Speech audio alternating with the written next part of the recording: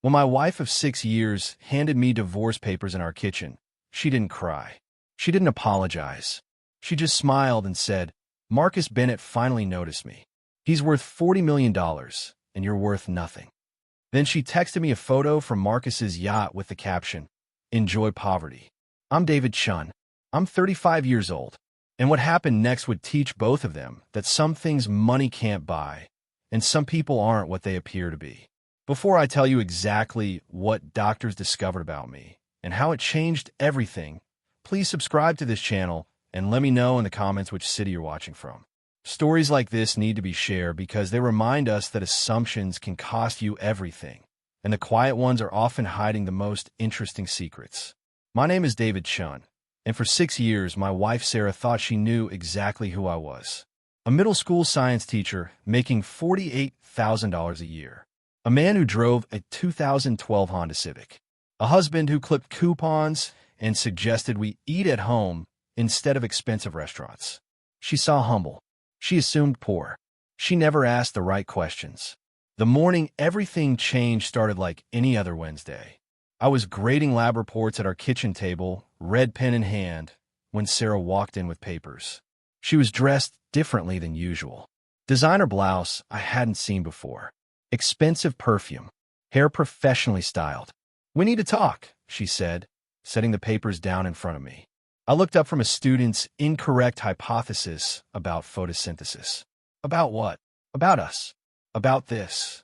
She gestured around our modest 2-bedroom apartment in Portland. About the fact that I've wasted 6 years waiting for you to become someone. I set down my pen slowly. Someone successful. Someone ambitious. Someone who wants more than grading papers and driving the same car for 10 years. Sarah pulled out her phone and showed me photos. Marcus Bennett at charity galas. Marcus Bennett cutting ribbons at his real estate developments. Marcus Bennett on a yacht. Marcus Bennett everywhere Sarah wanted to be. "Marcus asked me to dinner last month," she said. Her voice had a quality I'd never heard before. Pride mixed with cruelty. "We've been seeing each other. He showed me what life could be like with a real man. Someone who doesn't check the price tag before ordering wine. Someone who doesn't shop at thrift stores. Someone who actually matters." I looked at the divorce papers. Standard no-fault dissolution. She'd already signed. "You've been cheating," I said quietly. "I've been upgrading." Sarah crossed her arms. "Marcus knows I'm married. He doesn't care. He wants me anyway because I'm worth wanting. Not like you. Settling for mediocrity. Teaching 13-year-olds about the water cycle like it's some great contribution to society." I thought about the students I taught. Kids from rough neighborhoods who needed someone to believe in them. Kids like I had been once. But Sarah had never understood that part of my work. She'd only seen the salary. "Sarah, we can talk about this." "There's nothing to talk about. I've already moved most of my things to Marcus's penthouse. I just need you to sign the papers." I scanned the settlement. She wanted half of everything. The apartment was rented, so that was nothing. My car was paid off. She wanted half its value. My teacher's pension, she wanted half. My savings account with $23,000, she wanted half. "You've thought this through," I said. "For 6 months. Sign the papers, David. Make this easy." I picked up my red pen. The same pen I used to grade papers, to give feedback, to encourage students to try harder. I signed my name on every required line. Sarah smiled, genuinely smiled, and gathered the papers. "Marcus's lawyer will file these today. Oh, and David, don't contact me. Don't text. Don't call. We're done." She walked toward the door, then turned back. "You know what Marcus said when I told him about you? He said, 'A teacher? That's cute. Like a hobby.'" She laughed. "He's right. You've been playing at life while real men were building empires." After she left, I sat at the kitchen table for a long time. The lab reports still needed grading. Students still needed feedback. Life still needed living. My phone buzzed 3 hours later. A text from Sarah's number. A photo of her on a yacht, champagne in hand, Marcus's arm around her waist. The caption read, "Enjoy poverty." I looked at that message for exactly 10 seconds. Then I deleted it, blocked her number, and went back to grading papers. But Sarah had made one critical mistake. In 6 years of marriage, she'd never once asked about my life before we met. She never asked about my family. She never asked why a man with a PhD in biochemical engineering was teaching middle school science. She never asked about the patents. And she definitely never asked why I received quarterly payments that I never mentioned and she never saw. Some things I learned you don't explain to people who only measure worth in dollar signs. You just let them make their assumptions and walk away when they reveal who they really are. 2 weeks after Sarah left, I went to my annual physical. Dr. Patricia Morrison had been my physician for 8 years. She knew more about my health history than anyone, including Sarah. "David," she said, reviewing my file, "your blood work came back. We need to talk about something." I was sitting on the examination table in one of those paper gowns that somehow make everyone feel vulnerable. Bad news. Potentially serious news. Dr. Morrison pulled up results on her computer. "Your white blood cell count is elevated. Significantly. And there are abnormal cells in your blood sample." The room got very quiet. "What does that mean?" I asked, though part of me already knew. I'd had a PhD in biochemical engineering before I became a teacher. I understood cellular abnormalities. "I'm referring you to an oncologist. Dr. Richard Yamamoto at Oregon Health Sciences. He's the best in the region." She looked at me seriously. "David, I don't want to speculate, but we need to rule out leukemia." Leukemia. The word hung in the air like smoke. "How soon can I see him?" "I've already called. He can see you tomorrow morning at 9. "It's urgent." I nodded slowly, processing. "What happens if it is leukemia?" "Then we fight it. But first, we need to know what we're dealing with." That night, I sat in my apartment, alone for the first time in 6 years, looking at my phone. Sarah had blocked me, but even if she hadn't, what would I say? "Hey, I might have cancer. Want to reconsider the divorce?" No. Some paths, once taken, don't allow for backtracking. I called the one person who'd always understood me. My sister, Jennifer. "David, it's 11 o'clock. What's wrong?" "Jen, I need to tell you something." I explained the blood work, the referral, the appointment tomorrow. She was quiet for a long moment. Then, "I'm coming with you." "You don't have to." "I'm coming with you. Pick me up at 8. That's what family does. They show up. Unlike wives who leave you for yachts and penthouse views." Dr. Richard Yamamoto's office was on the 10th floor of the Oregon Health Sciences building. Floor-to-ceiling windows overlooked Portland. His walls were covered with degrees from Stanford, Johns Hopkins, and certificates from medical boards I didn't recognize. Jennifer sat beside me, holding my hand, as Dr. Yamamoto reviewed the blood work Dr. Morrison had sent over. "Mr. Chen," he said finally, "your white blood cell count is 47,000. Normal range is 4,000 to 11,000. That's our first concern." He pulled up images on a screen. Microscopic views of blood cells, some normal, some definitely not. "These are blast cells, immature white blood cells. They shouldn't be in your bloodstream at this concentration." He zoomed in on one. "This pattern is consistent with acute myeloid leukemia." Jennifer's hand tightened on mine. "How sure are you?" I asked. "I need to do a bone marrow biopsy to confirm. But based on these results, I'm 85% certain. And if it is AML?" Dr. Yamamoto leaned back in his chair. "AML is aggressive. Without treatment, patients typically have weeks to months.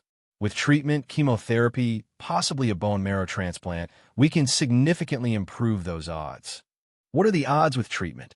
"Depends on many factors. Your age works in your favor. You're 35, relatively healthy otherwise. But I won't lie to you. AML is serious. 5-year survival rates vary from 15% to 70%, depending on the specific genetic markers." Jennifer made a small sound. Dr. Yamamoto looked at her kindly. "Let's not get ahead of ourselves. First, we confirm the diagnosis. Then we determine the exact subtype. Then we create a treatment plan tailored to David specifically." "When can you do the biopsy?" I asked. "This afternoon, if you're available. Results take 48 to 72 hours. I looked at Jennifer. She nodded. "This afternoon," I said. The bone marrow biopsy was exactly as uncomfortable as it sounds. They numb the area, but you still feel the pressure, the wrongness of a needle entering your hip bone, extracting the soft tissue inside. Jennifer waited in the room while they performed the procedure. held my hand while I gripped the table edge. "You're doing great," the nurse said. I wasn't doing anything except try not to think about the fact that my body might be betraying me at a cellular level. Afterward, Jennifer drove me home. "Are you going to tell Sarah?" she asked. I looked out the window at Portland passing by. Trees turning fall colors. People walking dogs. Life continuing like nothing had changed, even though everything had. "No," I said. "Sarah made her choice. This isn't her problem anymore. David, she's still legally your wife. The divorce isn't final yet. In every way that matters, she's gone. I'm not calling her back into my life because I'm sick. That's not fair to either of us." Jennifer was quiet for a moment. "You're more generous than I would be." "I'm not generous. I'm just realistic. Sarah wanted Marcus's money and lifestyle. She's getting it. Me having cancer doesn't change what she wanted. It would just make her feel obligated, and I don't want pity from someone who texted me enjoy poverty." We pulled up to my apartment. "Can I stay tonight?" Jennifer asked. "I'm fine, Jen." "I know you're fine." "I'm not. Let me stay." That night, my sister made dinner in the kitchen where Sarah had handed me divorce papers 2 weeks ago. We ate pasta and talked about anything except cancer. Jennifer told me about her kids, about her husband's promotion, about the vacation they were planning to Maui. Normal conversation. Normal life.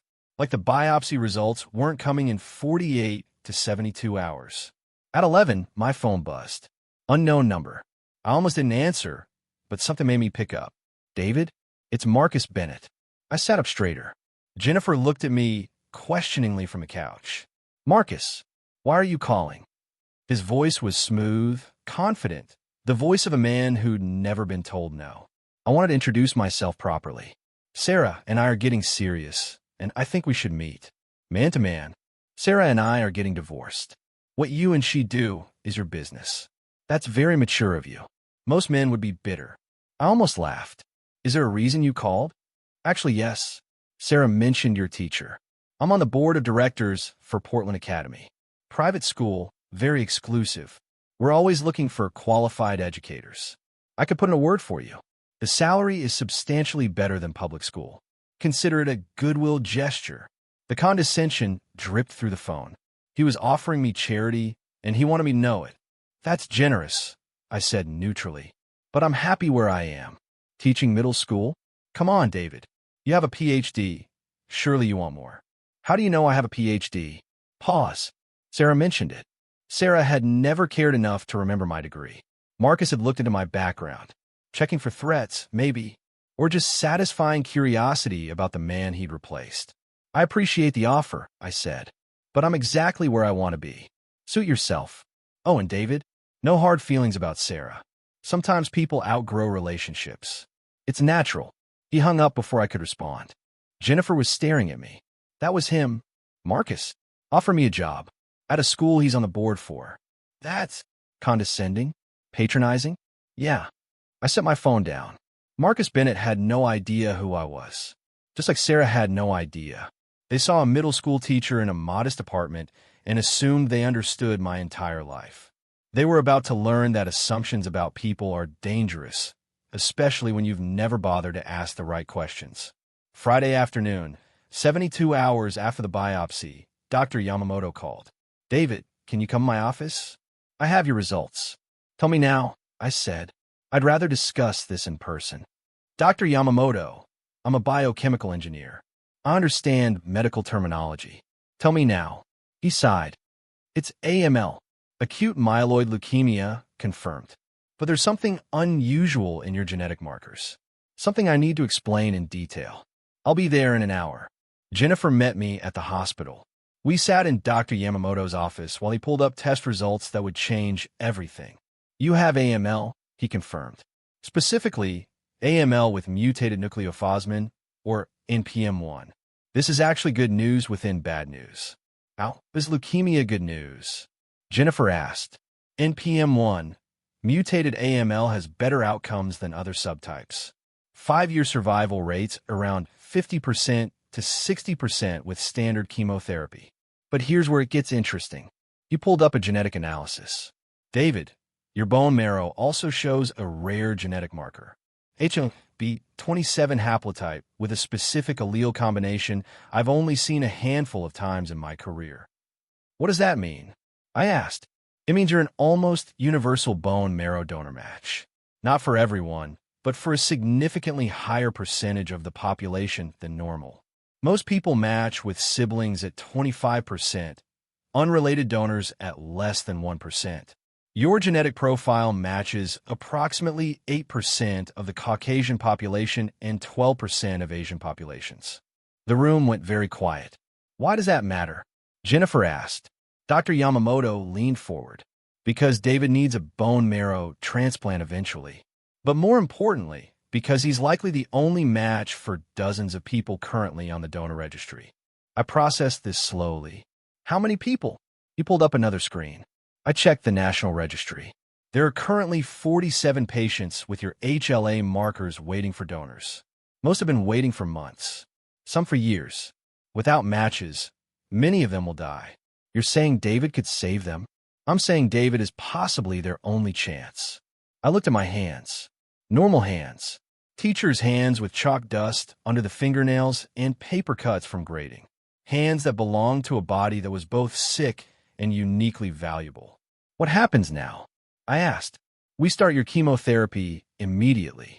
We aim for complete remission. Once you're in remission, we harvest your stem cells for your own transplant. But David, there's something else we need to discuss. What? The Be the Match registry has already flagged your genetic profile. They want to know if you'd be willing to donate to critical cases before your own transplant. You mean donate while I have cancer? Stem cell donation doesn't require you to be in perfect health, just stable enough to undergo the procedure. If you're willing, we could potentially save lives while treating yours. Jennifer looked at me. David, you need to focus on yourself. I'm one of 47 matches, I said slowly. For some of these people, I'm their only option. Dr. Yamamoto nodded. I'm not pressuring you, but yes, for several of them, you're the only compatible donor in the entire national registry.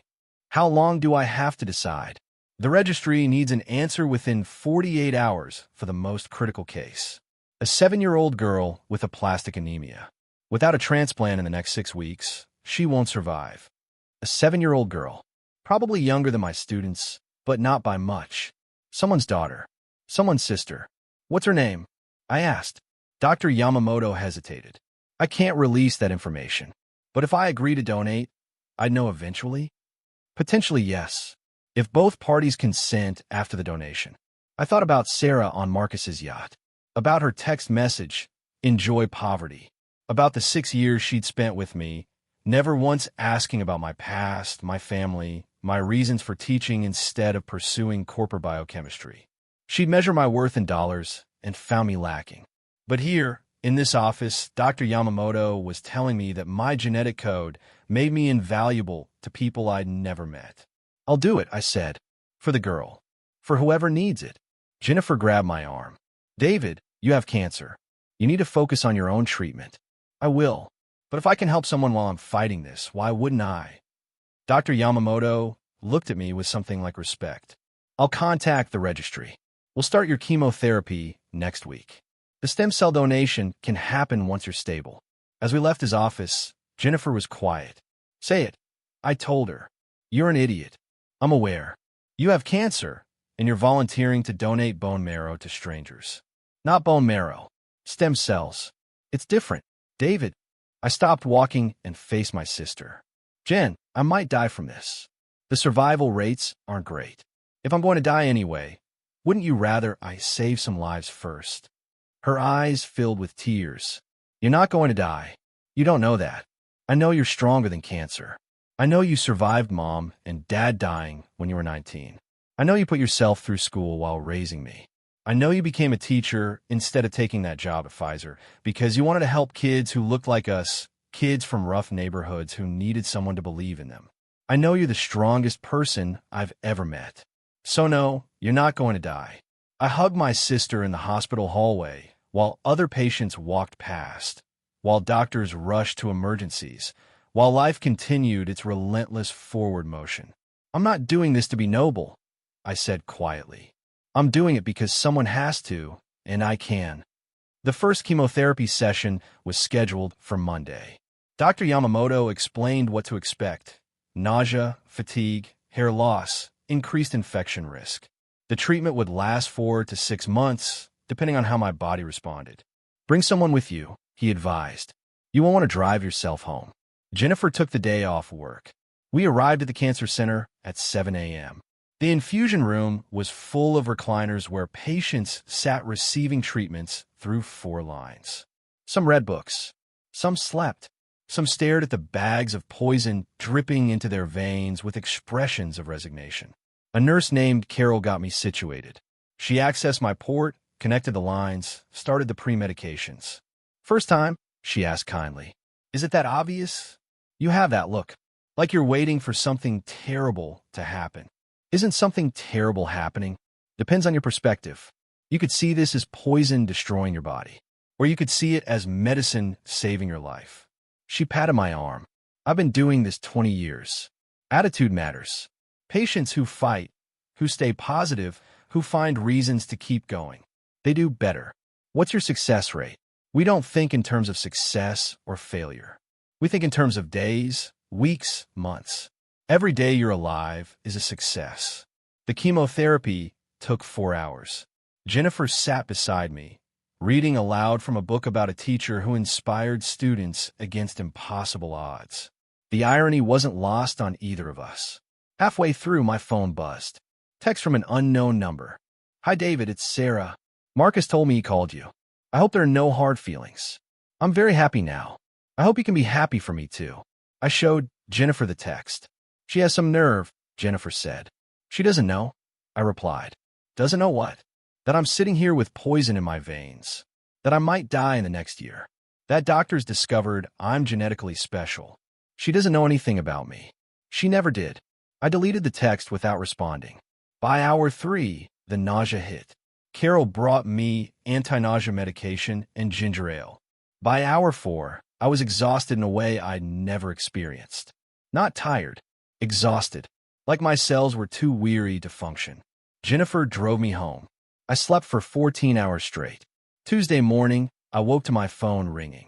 Dr. Yamamoto, David, the registry wants to move forward with the stem cell donation for the 7-year-old girl. Her name is Emma Rodriguez. Her parents have consented to contact between you and them if you're willing. When would the donation happen? 3 weeks. After your second round of chemo. Your blood counts should be stable enough by then. 3 weeks. Time to prepare. Time to wonder if I was making a mistake. Time to understand that my genetic code, the thing I'd inherited from parents who died too young, might save a child's life. I'm willing, I said. Good. I'll send you the consent forms. And David? Emma's parents want to thank you personally if you're open to that. After the donation, I said. Not before. I don't want them to feel obligated if something goes wrong. 2 weeks after my first chemotherapy session, I was back in school. Teaching. Grading papers. Living my life like cancer was just another challenge to solve, like a particularly difficult lab experiment. My students noticed the changes. The weight loss. The fatigue. The bandana I wore after my hair started falling out. Mr. Chen, are you sick? Maya Rodriguez asked after class. A sharp 13-year-old who wanted to be a doctor. I'm being treated for something, I said carefully. But I'm going to be fine. Is it serious? It's manageable. She looked at me with eyes too old for 13. My aunt had cancer. She lost her hair too. She's okay now. That's good to hear. Mr. Chun, thank you for still teaching us. Even when you're sick. That means a lot. That afternoon, I received an email from Marcus Bennett. Subject: Opportunity. David, I've been thinking about our conversation. Sarah mentioned you're going through some health issues. Nothing serious, I hope. If you need help with medical bills, I'd be happy to assist. Consider it an investment in education. Teachers deserve support. Also, my offer about Portland Academy still stands. Better salary, better benefits, better insurance. Something to consider, given your situation. Best, Marcus Bennett. I read it 3 times, trying to determine if he was being genuine or patronizing. Probably both. Marcus Bennett was the kind of man who helped people in ways that reminded them he had power, and they didn't. I didn't respond. Instead, I focused on my students, on their lab reports, on their questions about cellular respiration and the Krebs cycle, on teaching kids that science was about asking questions and following evidence, not making assumptions. 3 days before the scheduled stem cell donation, Dr. Yamamoto called me into his office. "David, we need to talk about something that's come up." His tone made me nervous. "What's wrong?" "Nothing's wrong exactly. But the registry ran a broader genetic analysis on your profile. You're not just a match for Emma Rodriguez." He pulled up a list on his screen. 47 names. Ages ranging from 7 to 62. All waiting for bone marrow or stem cell donors. All with my genetic markers. "You're a potential match for all of them," Dr. Yamamoto said quietly. I stared at the list. 47 people. 47 lives hanging on the thread of genetic compatibility. How is that possible? Your HLA profile is remarkably versatile. It's like being a universal blood donor, but for bone marrow. It's extraordinarily rare. What does this mean? It means after Emma's donation, the registry will likely contact you about others. You could save dozens of lives over the next few years, assuming your health stabilizes. I thought about Sarah's text, "Enjoy poverty," about Marcus offering me charity, about 6 years of being underestimated because I drove an old car and taught school instead of pursuing corporate success. "When did you discover this?" I asked. 2 days ago. I wanted to confirm with specialists before telling you." "David, you're medically unique. There are research teams that would love to study your genetic profile. Pharmaceutical companies that would pay substantially for genetic samples. You're sitting on something incredibly valuable. I'm not selling my DNA to pharmaceutical companies. I didn't think you would, but you should know what you have. Knowledge is power. Knowledge is power. I've been teaching that concept to 13-year-olds for 6 years. Now, I was learning it applied to my own life in ways I'd never imagined. The stem cell donation for Emma Rodriguez happened on a Friday. The procedure was surprisingly simple. They hooked me up to a machine that filtered my blood, collected stem cells, and returned the blood to my body. 4 hours in a chair while my genetic material flowed out to save a 7-year-old girl's life. Jennifer sat with me. So did Emma's parents, Maria and Carlos Rodriguez. "Mr. Chen," Maria said, holding my hand. Her eyes were red from crying. "Thank you. Thank you for giving our daughter a chance." Carlos couldn't speak. He just gripped my other hand and nodded. "How long has Emma been sick?" I asked. 18 months, Maria said. Aplastic anemia. Her bone marrow stopped producing blood cells. Without a transplant, the doctors said. She couldn't finish. "She's going to be okay now," I said, though I had no way of knowing if that was true. Transplants failed sometimes. Bodies rejected donations. But hope was all we had. After the donation, they showed me a photo of Emma. A little girl with dark hair and bright eyes, wearing a hospital gown and holding a stuffed elephant. "She loves science," Carlos said. "Wants to be a teacher like you someday." The irony hit me hard. Sarah thought teaching was playing at life. But this little girl, fighting for survival, dreamed of doing what I did every day. A week after Emma's donation, I received a letter. Not digital, actual paper mail, handwritten in careful 7-year-old penmanship. "Dear Mr. Chen, my name is Emma. Thank you for saving my life. The doctors say your stem cells are working. I feel stronger every day. When I grow up, I want to be a science teacher like you. My dad says you teach middle school. That must be fun. I hope I get to meet you someday. Love, Emma Rodriguez. P.S. My elephant's name is Newton. Like Isaac Newton. Because science is cool." I sat at my kitchen table holding that letter and cried for the first time since my diagnosis. Not from sadness. From the overwhelming weight of mattering to someone, of my existence making a tangible difference in a child's survival. Sarah had measured my worth in salary and found it lacking. Emma measured my worth in the life I'd given her and found it beyond price. 2 months after Emma's transplant, I received another call from Dr. Yamamoto. "David, Be the Match has a critical case. A 16-year-old boy with acute lymphoblastic leukemia. His name is James Carter. You're his only match in the National Registry. When would the donation be?" 4 weeks. "Are you willing?" I thought about Emma's letter, about the stuffed elephant named Newton, About Maria Rodriguez's tears of gratitude. Yes, I said. I'm willing. The donations became a pattern. Every few months, another call. Another critical case. Another person who needed the specific genetic code I'd inherited from parents I barely remembered. Emma Rodriguez, 7 years old. Aplastic anemia. Successful transplant. James Carter, 16 years old. Acute lymphoblastic leukemia. Successful transplant. Patricia Nguyen, 42 years old. Myelodysplastic syndrome. Successful transplant. Robert Morrison, 55 years old. Non-Hodgkin's lymphoma. Successful transplant. Each donation took time, energy, recovery.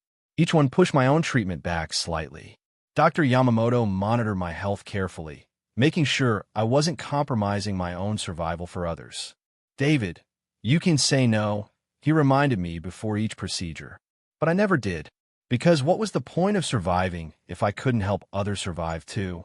6 months into my treatment, I was in remission. The chemotherapy had worked. The leukemia was gone, at least for now. Dr. Yamamoto, cautiously optimistic about my long-term prognosis. You're one of the lucky ones, he said. NPM1, mutated AML with complete remission in 6 months. That's excellent news. What happens now? We monitor. Regular checkups, blood tests every 3 months. Watch for any signs of relapse. But David, you've beaten this. You're in the 60% who survive. I should have felt relieved. Instead, I felt strange, like I'd been preparing for death, and suddenly had to prepare for living instead. That night, I went back to my apartment. The same modest 2-bedroom Sarah had hated. The same place where she'd handed me divorce papers 9 months ago. My phone buzzed. Text from an unknown number. David, it's Sarah. I heard you've been sick. I hope you're okay. Marcus and I got married last month. I wanted you to know. I hope we can be friends eventually. You deserve to be happy. I stared at that message for a long time. Sarah had gotten everything she wanted. The millionaire husband, the yacht, the penthouse, the life she dreamed of. And I had gotten everything I needed. Survival. Purpose. The knowledge that my genetic code had saved 6 lives in 9 months. I typed back. Congratulations on your marriage. I'm doing well. Take care. Short. Clean. No explanation of where I'd been, what I'd fought, what I discovered about myself. She didn't deserve to know. She'd made her choice based on who she thought I was. She'd never cared to know who I actually was. 3 days later, I received a phone call from someone I hadn't spoken to in 15 years. David Chen. This is Dr. Margaret Fieldstone from Pemberton Research Institute. My hand tightened on the phone. Pemberton was one of the most prestigious medical research facilities in the country. Dr. Fieldstone, what can I do for you? We've been following your case through the Match Registry. Your genetic profile is unprecedented. We'd like to discuss a research partnership. I'm not interested in being a lab specimen. That's not what we're proposing. David, your HLA markers could revolutionize transplant medicine. If we could understand why your genetic profile is so universally compatible, we could potentially engineer similar profiles. Save thousands of lives.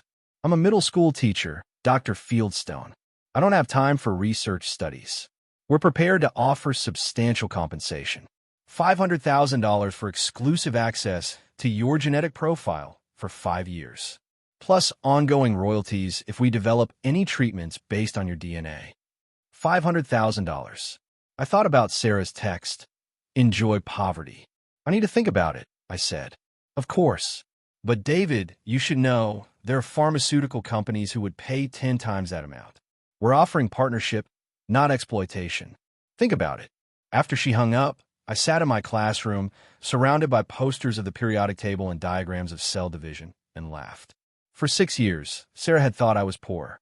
She'd left me for a millionaire. She'd texted me, enjoy poverty from a yacht. And now, because of the cancer that nearly killed me, because of the genetic profile I'd inherited, I was sitting on potential millions in research value. The irony was almost painful. I called Jennifer that night. What do you think I should do? I asked. About Pemberton? About all of it. The research offer. The donations. Telling Sarah or not telling her. Jennifer was quiet for a moment. What do you want, David? Not what you think you should want. What do you actually want? I thought about Emma Rodriguez and her elephant named Newton. About James Carter, 16 years old, who'd sent me a thank you card with a drawing of DNA helixes. About Patricia Nguyen, who'd emailed that she was going to see her daughter graduate college because of me. I want to keep teaching, I said, and I want to keep donating when people need it. But I don't want to be famous for it. I don't want news stories or recognition. I just want to live my life. Then do that. What about the money? David, you've been living on a teacher's salary for 6 years. You have 3 patents from your biochemistry research that pay you $200,000 annually. You've never touched that money except to donate it to scholarships. You don't care about money. You never have. She was right. The patents were for my PhD work before I became a teacher. Innovations in protein synthesis that pharmaceutical companies still used. I'd set up the payments to automatically fund scholarships for kids from low-income neighborhoods. Sarah had never known about the patents because I'd never mentioned them. She'd assumed my teacher's salary was all I had because she'd never asked about anything else. You're saying I shouldn't take Pemberton's offer? I'm saying you should do what feels right, not what impresses people, not what proves anything to Sarah, what actually feels right to you. I thought about that for a long time after we hung up. What felt right was teaching 7th graders about photosynthesis. What felt right was donating stem cells to people who needed them. What felt right was living quietly, modestly, without needing to prove my worth to anyone. What felt right was being exactly who I'd always been, regardless of who was watching or what they assumed about me.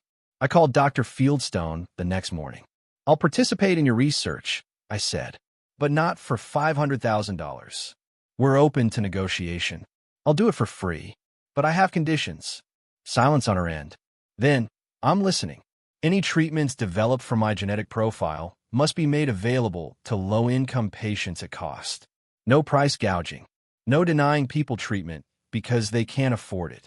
And any money Pemberton makes from this research goes into a fund for transplant patients who need financial assistance.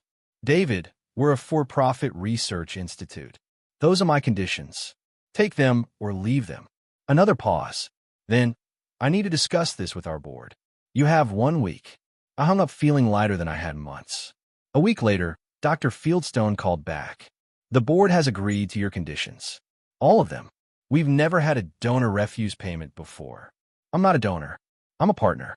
And partners ensure their work benefits the people who need it most. You're an unusual man, David Chen. I'm a middle school science teacher. That's all. But I wasn't just a teacher anymore. I was a survivor, a donor, a man whose genetic code had saved 6 lives and might save thousands more. I was exactly who I'd always been, just with a deeper understanding of what that meant. 10 months after my diagnosis, Emma Rodriguez was declared cancer-free. Her transplant had worked. She was alive because of genetic luck and medical science and the willingness of a stranger to donate. Her parents invited me to her celebration party. Small gathering, family and close friends, at a park in Northeast Portland. Emma ran up to me when I arrived, still thin but gaining weight, still bald but growing peach fuzz. Mr. Chen, you came. She hugged me tight. Her parents stood nearby, crying again, but this time from joy. How are you feeling? I asked. Good. I go back to school next week. 2nd grade. I missed a whole year, but my teachers say I can catch up. You will. You're a fighter. Like you, she said seriously. Dad says you have cancer too. Are you okay now? I'm in remission. That means the cancer is gone, at least for now. Good. Because I need you to stay alive. When I grow up and become a science teacher, I want you to help me learn how to teach kids about cells and DNA and all the cool stuff. I knelt down to her level. Emma, I promise I'll be here. Maria Rodriguez hugged me. You gave us our daughter back. There are no words. Carlos shook my hand. If you ever need anything, we're here. I looked around at this family celebrating survival, at this little girl who wanted to be a teacher, at the life that existed because genetic code and medical science and human choice had aligned perfectly. This was worth more than yachts and penthouses and millionaire husbands. This was wealth measured in ways Sarah had never understood. 1 year after Sarah left me with divorce papers and a text message about enjoying poverty, I received an email from Marcus Bennett's attorney. Subject: Urgent matter requiring your attention. Mr. Chen, I represent Marcus Bennett in a legal matter that requires your immediate attention. Mr. Bennett has been diagnosed with acute myeloid leukemia. He requires a bone marrow transplant urgently.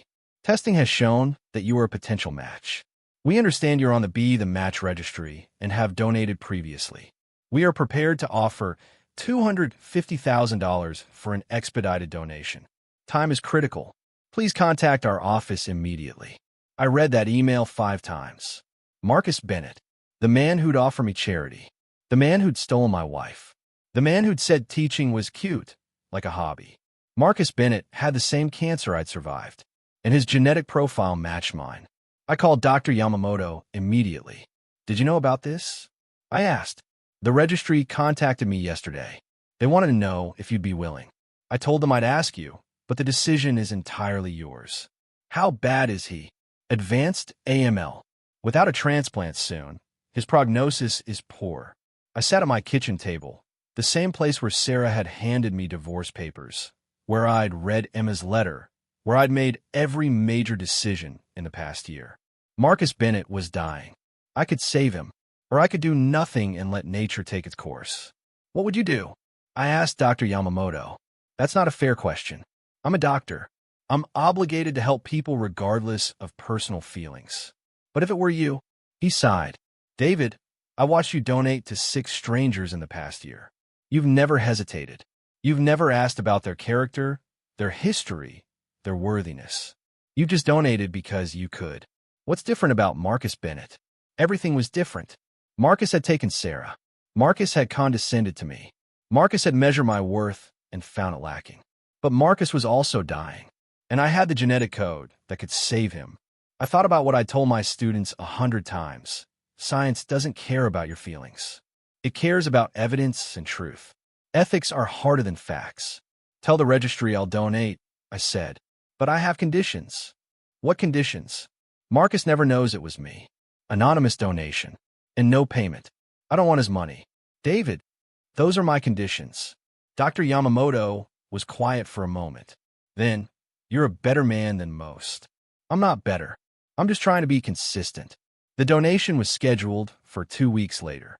Stem cell collection, same as the others.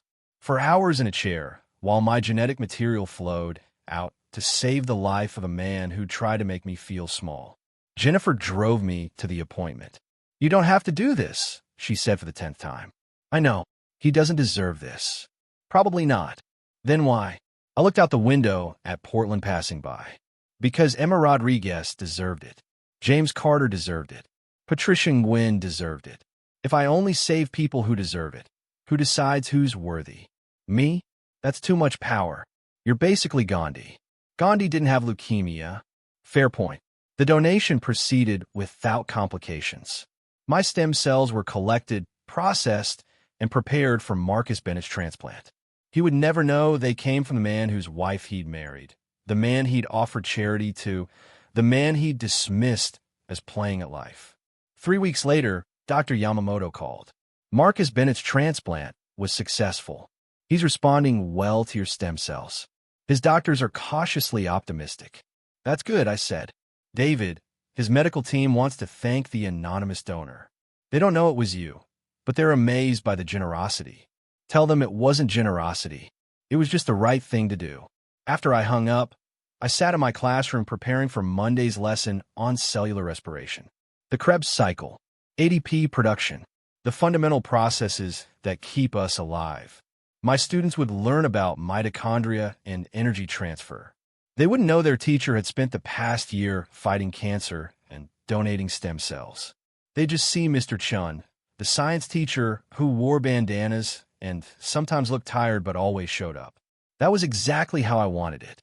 4 months after Marcus's transplant, I received a letter. Official legal letterhead from a law firm I didn't recognize.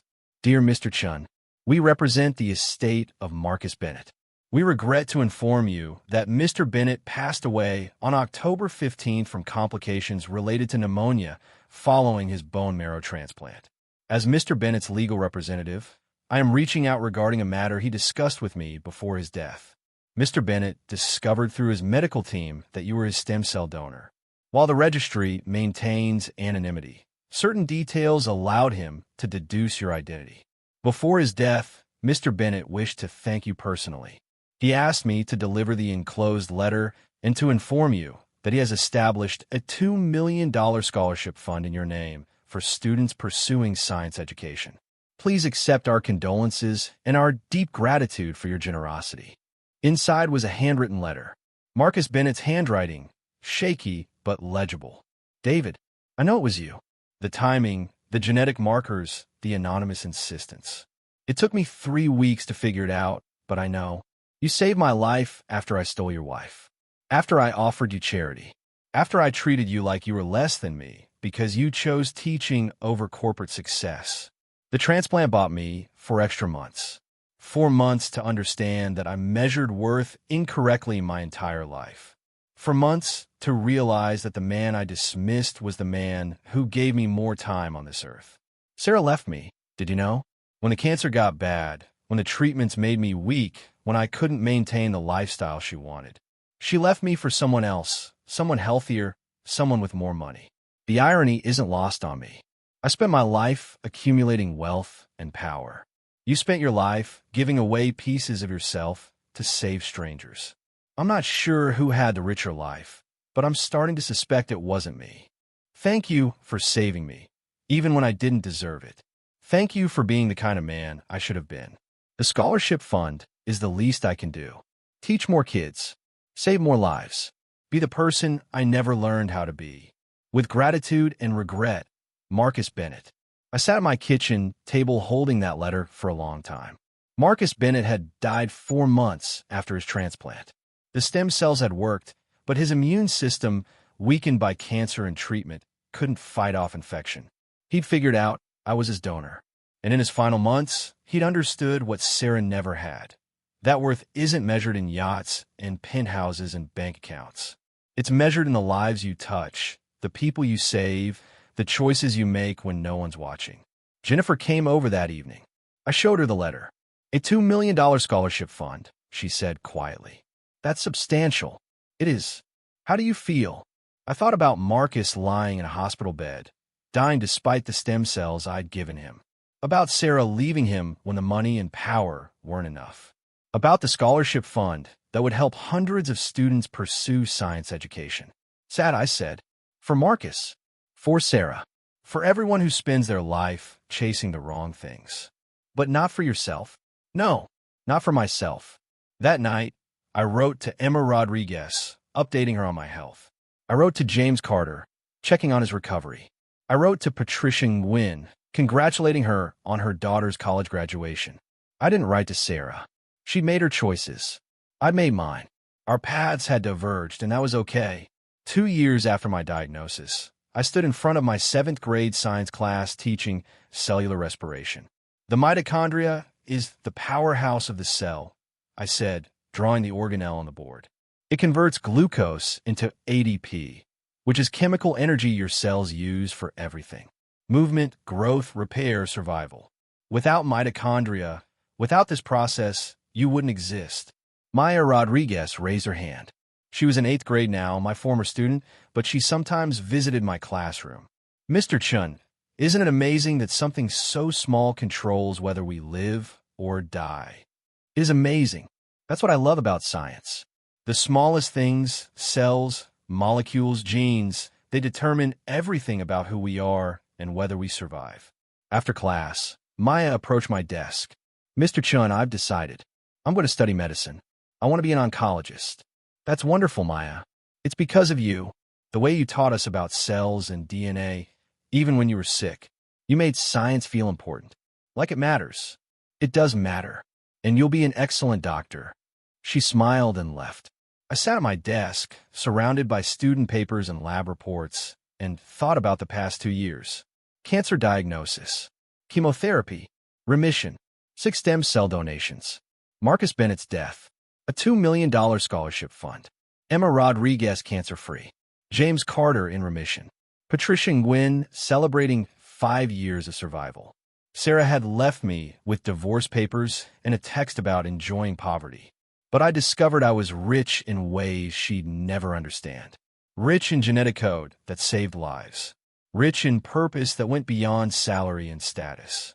Rich in relationships with students who saw teaching as noble, not as playing at life. Rich in a knowledge that quiet strength and humble choices could matter more than yachts and penthouses. That evening, I received an email from Be The Match. Dear David, we are writing to inform you that you have been matched with another critical case. A 12-year-old boy with aplastic anemia. You are his only compatible donor in the National Registry. Would you be willing to donate? I looked at that email for exactly 3 seconds. Then I replied, yes. When do you need me? Because this was who I was. Not David Chen, the cancer survivor. Not David Chen, the man whose wife left him for a millionaire. Not David Chen sitting on valuable genetic research. Just David Chen, science teacher, stem cell donor, man who showed up when people needed him. It wasn't the life Sarah had wanted, but it was the life I'd chosen. And in the end, that made all the difference. 3 years after Sarah handed me divorce papers, I received one final message from her. It came on a Tuesday afternoon. I was grading lab reports when my phone buzzed. David, this is Sarah. I know I have no right to contact you, but I need to tell you something. I made a terrible mistake. Marcus wasn't who I thought he was. When he got sick, I left him. I'm ashamed of that. Then I married someone else, another wealthy man, and that fell apart too. I've been thinking about you a lot. About the 6 years we had. About how I treated you. About the text message I sent from the yacht. I heard from someone that you've been sick. That you had cancer. That you're some kind of hero who donates stem cells to people. I never knew you. I spent 6 years with you and never bothered to know you. I saw a teacher making $48,000 and assumed that was all you were. I never asked about your past, your family, your reasons for teaching, your dreams that didn't involve money. I don't expect forgiveness. I don't deserve it. But I wanted you to know that I understand now. Worth isn't measured in dollars. And I threw away something valuable because I was too shallow to recognize it. I hope you're healthy. I hope you're happy. I hope you found someone who appreciates you the way I should have. I'm sorry, David, for everything. Sarah. I read that message 3 times. Then I wrote back, Sarah, thank you for your apology. I accept it, not because you've earned forgiveness, but because I don't want to carry anger anymore. You're right that you didn't know me, but I didn't try very hard to be known. I assumed you'd ask the right questions, and when you didn't, I'll let you make your assumptions. I'm healthy now, in remission for 3 years. I'm still teaching, still donating stem cells when people need me, still living in the same modest apartment you hated. I'm happy, not because I proved you wrong, but because I learned that my worth doesn't depend on other people's recognition. I hope you find what you're looking for. I hope you learn to measure value in ways that matter. And I hope you treat the next person better than you treated me. Take care, David. I sent that message and felt something release in my chest. Not forgiveness exactly, more like completion. The story that began with divorce papers and a cruel text message had ended with mutual understanding and separate paths. That night, I had dinner with Jennifer and her family. Her kids, now teenagers, asked about my students. Uncle David, do your students know you're like a superhero? My nephew asked. I'm not a superhero. You saved like 10 people's lives with your bone marrow. Stem cells. And it's just genetics. Anyone with my HLA markers could do it. But they didn't. You did. Jennifer smiled at me across the table. He's right, David. You might not be a superhero, but you're definitely a hero. I'm a science teacher who happened to have useful genetic code. That's all. That's not all. Jennifer said quietly. You chose to donate. Every single time, when you could have said no, you chose to help. That's not genetics. That's character. Later, as I was leaving, Jennifer hugged me tight. I'm proud of you, she said. For what? For surviving. For thriving. For being exactly who you are without apology. I learned from the best. You raised me after Mom and Dad died, Jen. Everything I am is because you believed in me. No, everything you are is because you chose to be that person. I just cheered you on. Driving home, I thought about the past 3 years. Cancer, divorce, discoveries about my genetic value, donations to strangers, Marcus Bennett's death, Sarah's apology, Emma Rodriguez's recovery. Every piece had led to this moment, driving through Portland at night, heading home to a modest apartment, preparing for another day of teaching seventh graders about cellular respiration and the scientific method. This was my life. Not dramatic, not glamorous, not the life Sarah had wanted or Marcus had offered or pharmaceutical companies had tried to buy. Just mine. And that was enough. 5 years after my diagnosis, Be the Match threw a celebration at their Portland office.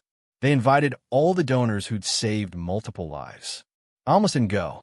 Recognition made me uncomfortable. But Jennifer insisted. David, you've donated to 12 people in 5 years. 12 lives. You're going to that celebration. The event was small. Maybe 30 donors, some medical staff, a few grateful recipients who'd met their donors. Emma Rodriguez was there. 10 years old now, healthy, vibrant, talking excitedly about her science fair project. She spotted me and ran over.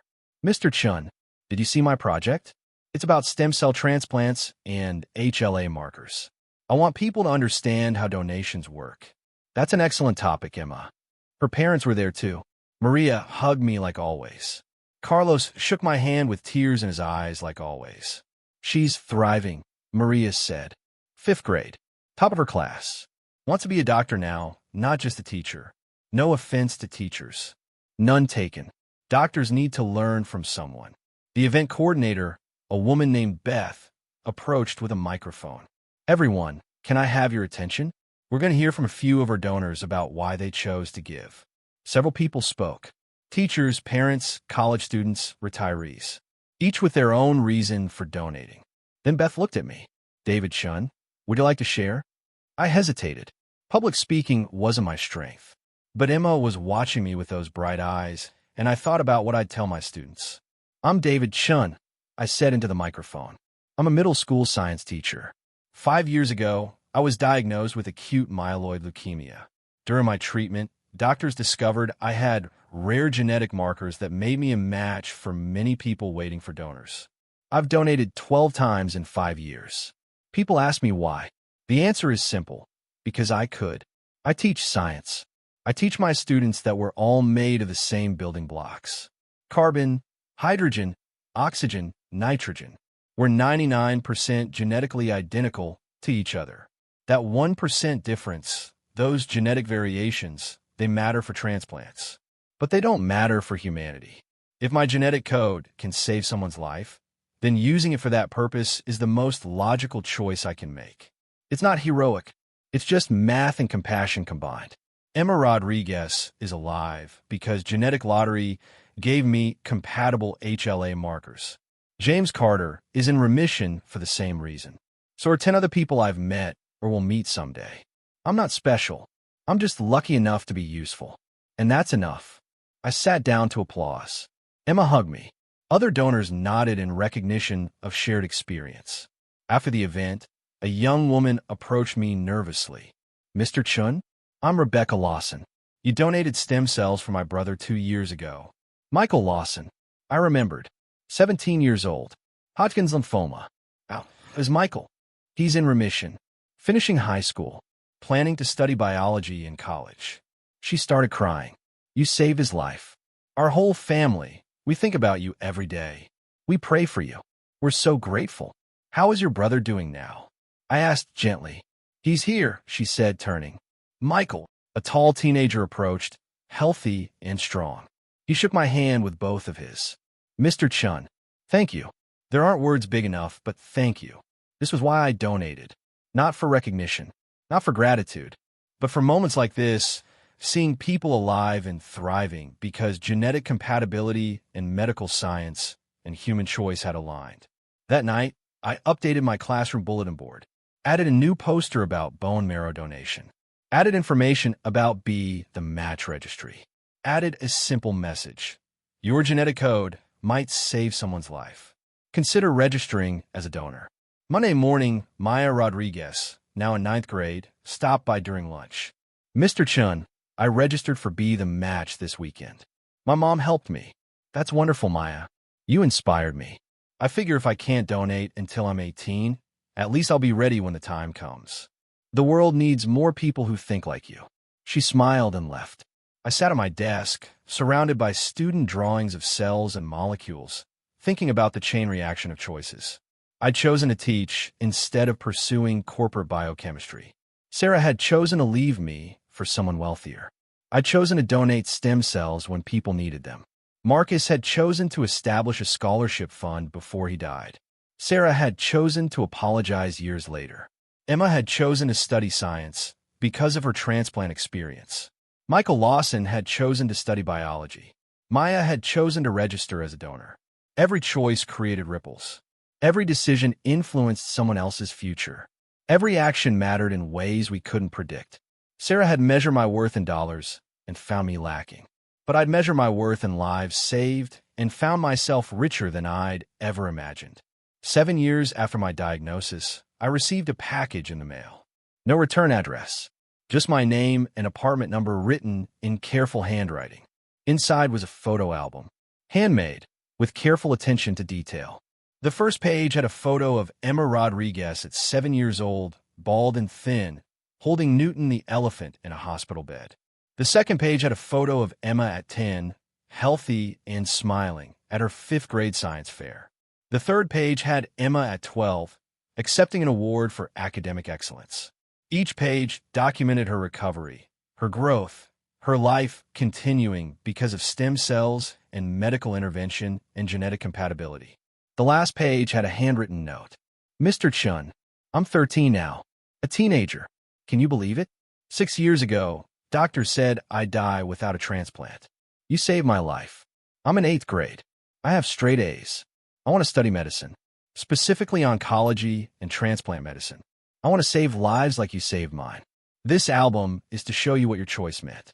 Every birthday, every achievement, every normal day I get to live is because you donated your stem cells.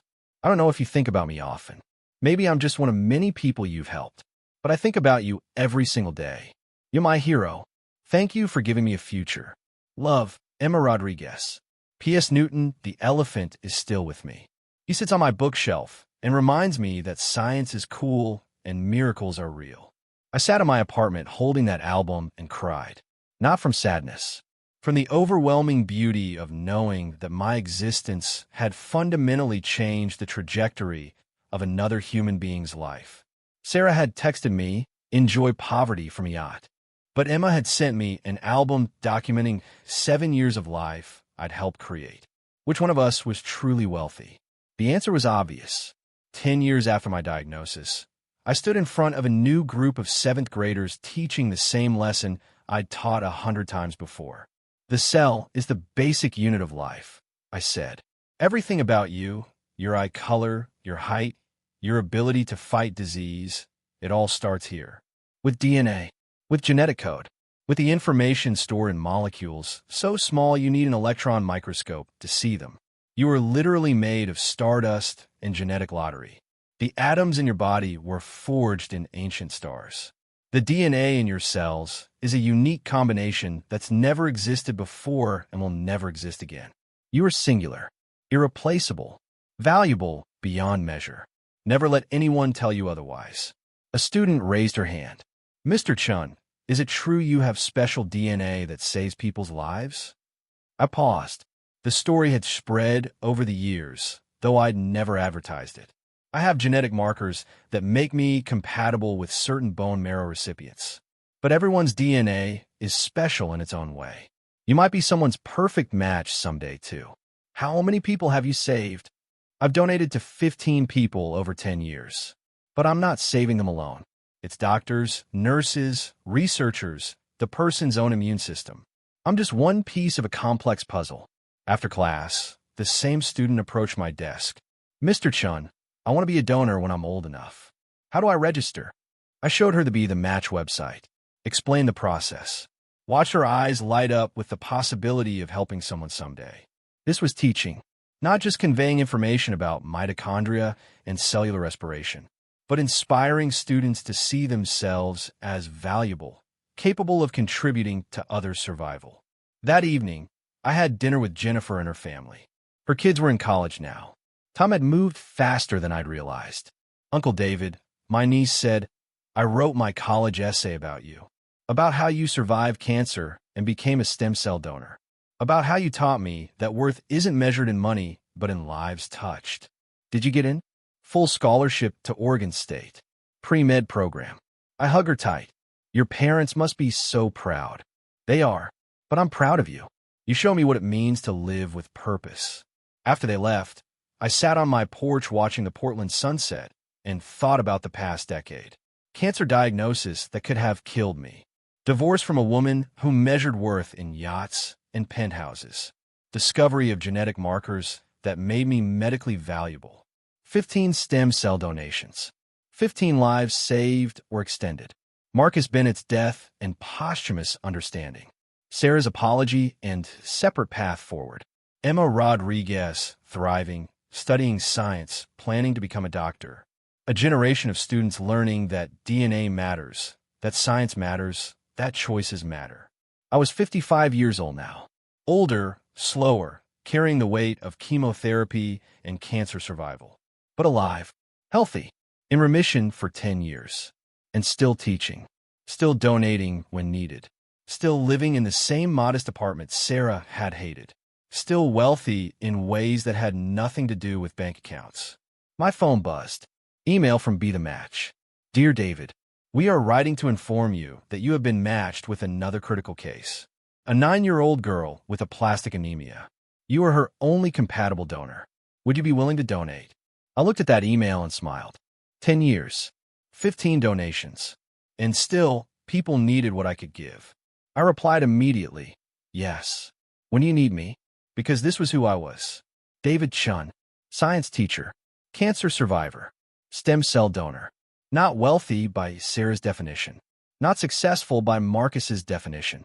Not special by society's definition. Just a man who'd learned that the most valuable thing you can give is the thing only you can provide. And sometimes, that thing is hidden in your genetic code, waiting to save someone's life.